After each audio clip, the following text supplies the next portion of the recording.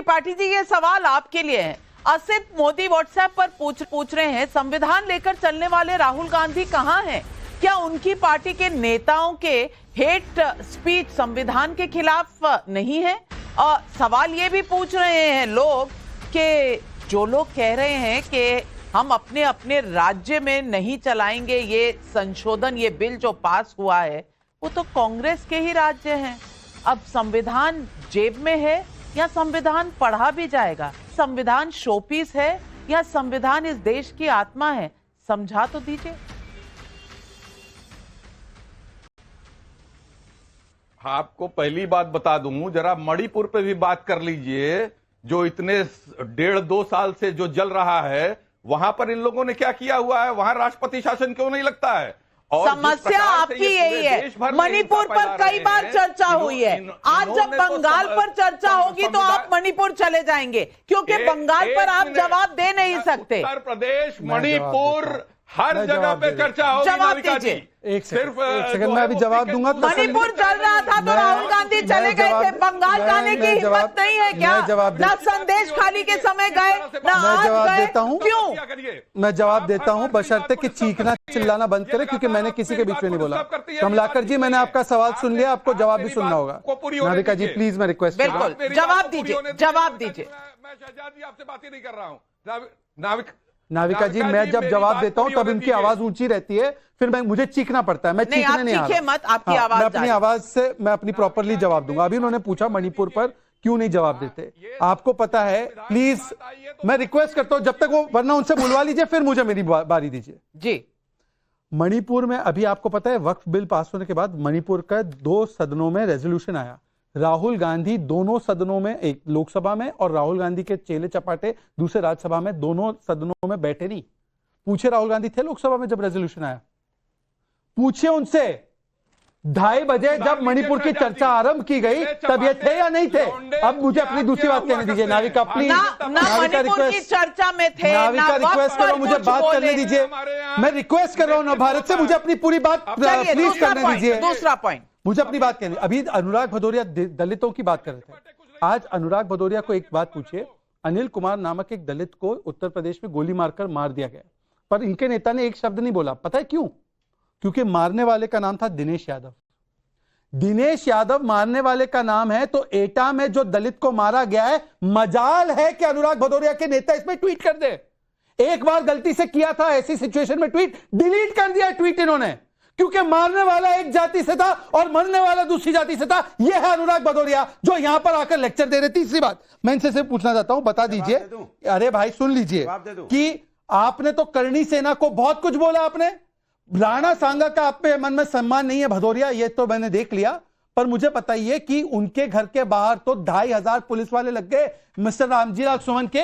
अब ये हिंदुओं की प्रोटेक्शन करने के लिए कौन था बंगाल में, वो बताइए। रामजीलाल सुमन के घर के बाहर 2500 पुलिस वाले, और यहां पर हिंदुओं को कोई बचाने वाला नहीं, और आपके मुंह से एक शब्द नहीं। जवाब दीजिए।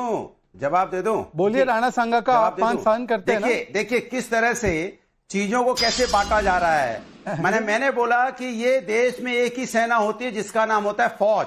ये तरह तरह की रोज रोज सेना पैदा होंगी, इस तरह से नंगी तलवारें लहराई जाएंगी, ये देश के लिए ठीक नहीं है। अच्छा। अब हो सकता है वोट बैंक के लिए कर सकते हो, हम भी वोट बैंक के लिए हो सकता है कुछ बोले, लेकिन वोट बैंक से ज्यादा बड़ा हिंदुस्तान है, देश है।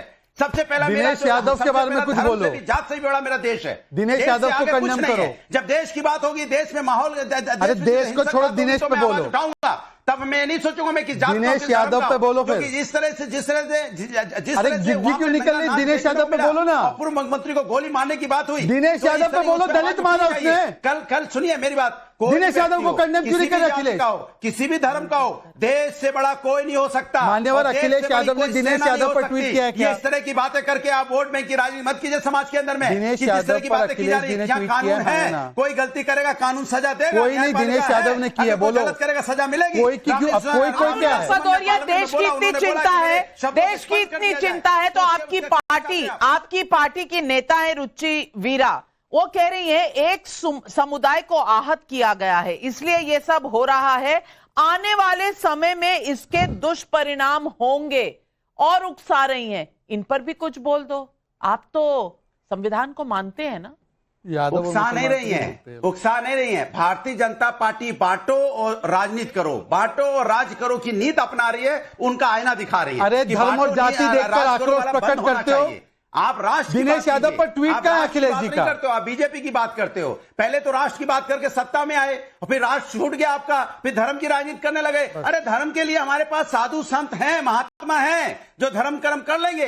आपको चुना गया विकास के लिए, आपको चुना गया रोजगार देने के लिए, आपको महंगाई कम करने के लिए, आपको बच्चों अच्छा, तो ममता दीदी गंदा धर्म बोलती है, उनको एक ज्ञान बोला था क्या? किसान मजबूत हो, ये मठाधीश को माफिया बोलने वालों को एक ज्ञान दिया था कि नहीं? इसलिए आपको चुना गया है, लेकिन आप धर्म की राजनीति करने लग गए। इसके मतलब रास्ते से भटक गए आप। अनुराग जी, दिनेश यादव ने दलित को मारा, एक शब्द बोलो। अयोध्या जीतते हैं तो धर्म की बात आ जाती है, लेकिन आगे पीछे हिंदुओं के बारे में कुछ नहीं बोलेंगे, राम मंदिर नहीं जाएंगे। अशरफ अली अनूपपुर मध्य प्रदेश से पूछ रहे हैं, पूछना तो ये भी पड़ेगा कि करनी सेना क्या कर रही है, क्या उसके लिए भी कोई कानून है?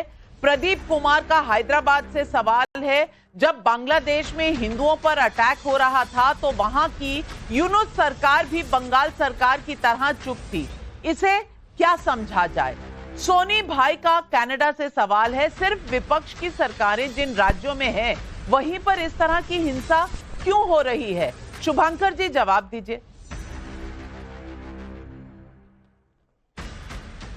बिल्कुल, मैं सबसे पहले आपके उन दर्शकों से बिल्कुल पहले तो मैं बहुत माफी चाहूंगा कि अगर आपको ऐसा दिख रहा है तो, और ऐसा आपको दिखाया जा रहा है तो, क्योंकि एक बात मैं आपको बता दूं, पलायन की बात जहां तक करवाई जा रही है, बार बार ये चीजें जो फैलाई जा रही हैं, ये बहुत अतिशयोक्ति है। और कहीं ना कहीं जो मणिपुर से जो भाग के आए वो पता नहीं, आज तक पता नहीं चल पा रहा हिंदू थे या मुसलमान थे। लेकिन कहा गया है, ये हम नहीं कह रहे हैं, ये आप ही की रिपोर्ट्स बता रही हैं कि हजारों के ऊपर लोग मणिपुर से विस्थापित हो गए। क्यों हो गए साहब? ऐसा माहौल आपने बना क्यों रखा है? आप ये कह रहे हैं कि केंद्र से कानून बनता है, वो प्रदेश अगर वो पारित नहीं करती है, आखिर मामला यहां तक आ क्यों गया? मैं खुद कहता हूं केंद्र का कोई भी कानून हो सारे राज्यों को एक साथ मानना चाहिए, लेकिन आप लोगों ने इसको ऐसा बना क्यों दिया? आप ऐसा धर्म को किस तरीके से लाते?